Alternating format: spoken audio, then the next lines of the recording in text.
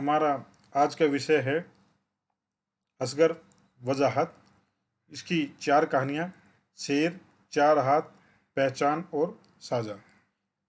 हम सबसे पहले शेर कहानी को करेंगे, जो एक लघु कथा है।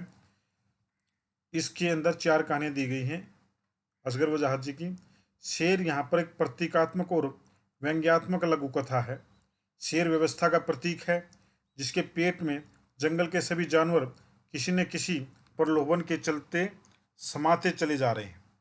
ऊपर से देखने पर शेर अहिंसावादी, न्यायप्रिय और बुद्ध का अवतार प्रतीत होता है, पर जैसे ही लेखक उसके मुंह में प्रवेश न करने का इरादा करता है, शेर अपनी असलियत में आ जाता है और दहाड़ता हुआ उसकी ओर झपटता है। अब देखिए, इस लघु कथा को समझने के लिए समझिए कि शेर यहाँ पर शासन का प्रतीक है,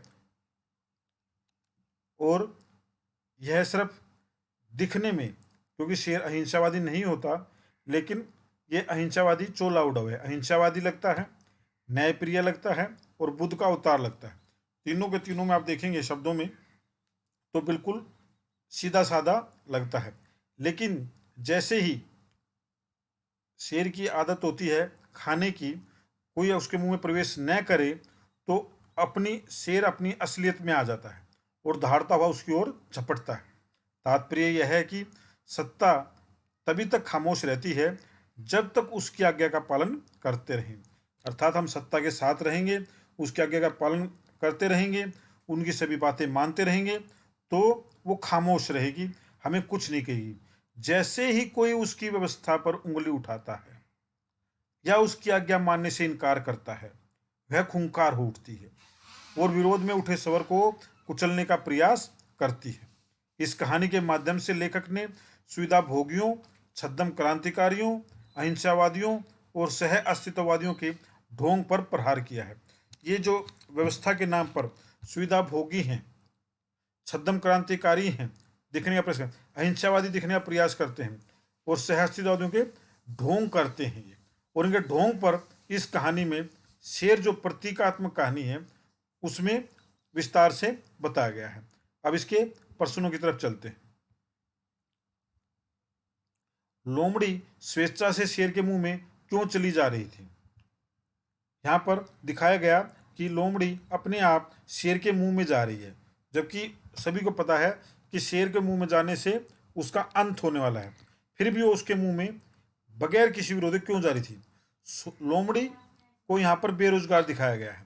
लोमड़ी बेरोजगार थी, उसे पता चला था कि शेर के मुंह में रोजगार कार्यालय है जहाँ उसे नौकरी मिल सकती है, अतः वह नौकरी की अर्जी जमा कराने के लिए स्वेच्छा से शेर के मुंह में चली जा रही थी। अर्थात यहाँ पर प्रलोभन दिखाया गया कि जिसको नौकरी की तलाश है वो शेर के मुंह में आ जाए।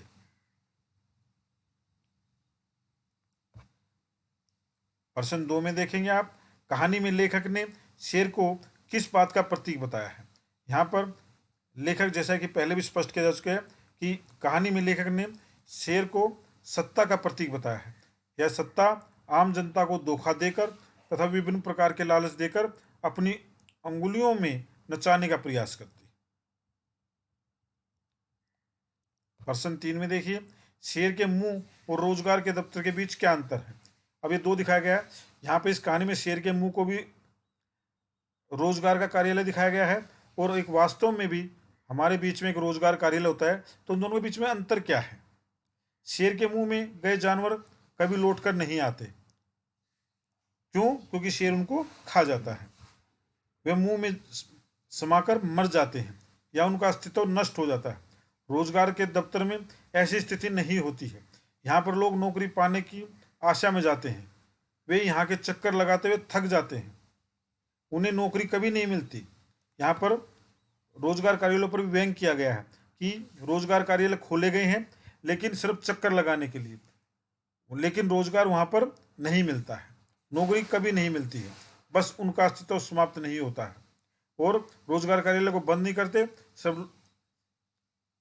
सिर्फ लोगों को चक्कर कटवाते हैं। शेर के मुंह के समान रोजगार कार्यालय का दफ्तर लोगों को निगलता नहीं है, बस उनकी आशा को समाप्त करता है। यहाँ शेर के मुंह में जाने से अस्तित्व समाप्त होता है, यहाँ पर भी समाप्त होना है, लेकिन आशा समाप्त होना है। जो नौकरी की आशा है वो समाप्त हो जाती है।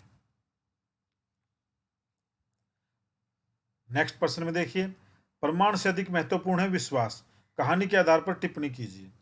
इस कहानी में दिखाया गया कि विश्वास करवा करके बेरोजगार लोगों पर या जनता पर उनको विश्वास में लेकर के सभी चीज़ों के साथ धोखा किया जाता है। यदि लोगों को किसी बात पर विश्वास है तो वह प्रमाण नहीं मांगते, प्रमाण को देखते नहीं हैं, बस विश्वास के सहारे ही खाई में गिरने को तैयार हो जाते हैं। शेर के मुंह के बाहर रोजगार का दफ्तर देखते हुए भी अनदेखा कर देते हैं।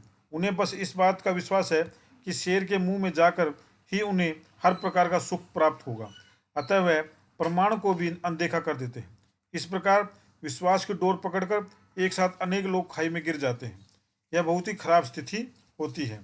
नेताओं द्वारा चुनाव जीतने से पहले आम जनता को विभिन्न प्रकार के प्रलोभन दिए जाते हैं। उन्हें विश्वास दिलाया जाता है कि वह उनका पूरा ख्याल रखेंगे। जनता उस झांसे को सच मान लेती है और अपना मत देकर उन्हें विजयी बना देती है। इस प्रकार वे विश्वास में अपना शोषण करवाती है और गलत उम्मीदवार को चुन लेती है।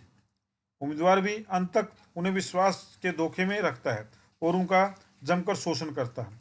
इसी कहानी में ऐसे ही दिखाया गया है।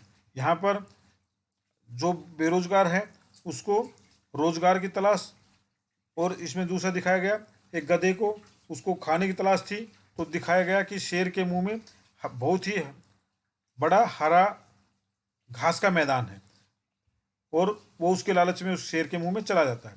तो ये शासक हैं जिसको जो लालच है उसको कहते हैं कि शेर के मुंह में वही है, अर्थात झूठ बोलकर अहिंसावादी होने का, न्यायप्रिय होने का और बुद्ध का अवतार होने का ये सब प्रतीक होते हैं, लेकिन वास्तव में ऐसा नहीं है। अब अगर आपकी कोई भी और जानकारी अधूरी रह गई है तो आप हमसे कमेंट बॉक्स में लिख करके पूछ सकते हैं।